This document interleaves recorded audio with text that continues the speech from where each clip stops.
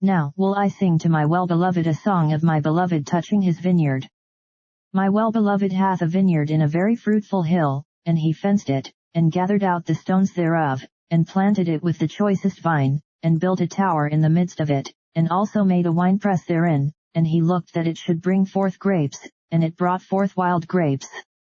And now, O inhabitants of Jerusalem, and men of Judah, judge, I pray you, betwixt me and my vineyard.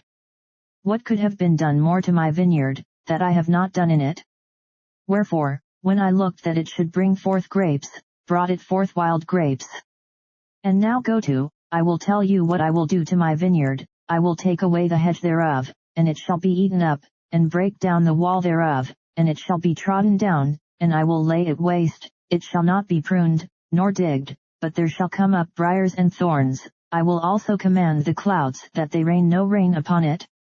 For the vineyard of the Lord of hosts is the house of Israel, and the men of Judah his pleasant plant, and he looked for judgment, but behold oppression, for righteousness, but behold a cry.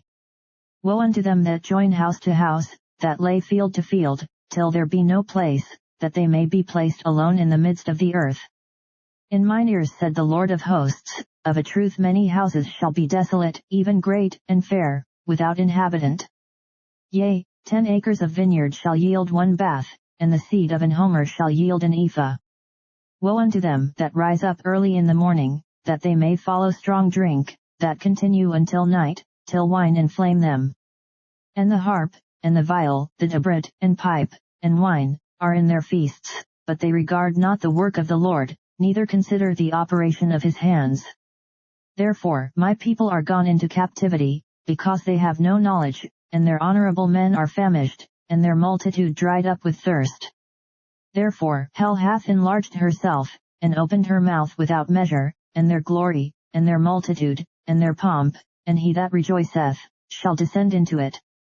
And the mean man shall be brought down, and the mighty man shall be humbled, and the eyes of the lofty shall be humbled, but the Lord of hosts shall be exalted in judgment, and God that is holy shall be sanctified in righteousness.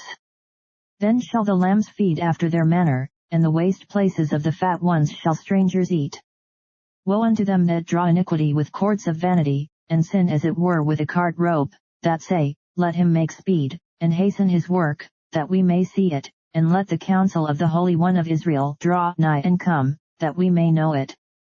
Woe unto them that call evil good, and good evil, that put darkness for light, and light for darkness, that put bitter for sweet, and sweet for bitter. Woe unto them that are wise in their own eyes, and prudent in their own sight. Woe unto them that are mighty to drink wine, and men of strength to mingle strong drink, which justify the wicked for reward, and take away the righteousness of the righteous from him. Therefore as the fire devoureth the stubble, and the flame consumeth the chaff, so their root shall be as rottenness, and their blossom shall go up as dust, because they have cast away the law of the Lord of hosts, and despised the word of the Holy One of Israel. Therefore is the anger of the Lord kindled against his people, and he hath stretched forth his hand against them, and hath smitten them, and the hills did tremble, and their carcasses were torn in the midst of the streets. For all this his anger is not turned away, but his hand is stretched out still.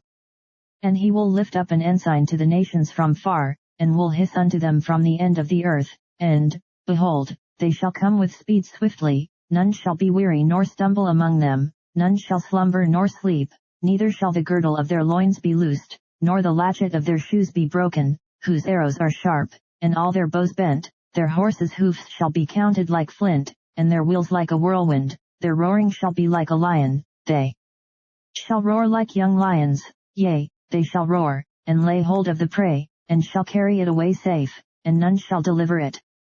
And in that day they shall roar against them like the roaring of the sea, and if one look unto the land, behold darkness and sorrow, and the light is darkened in the heavens thereof.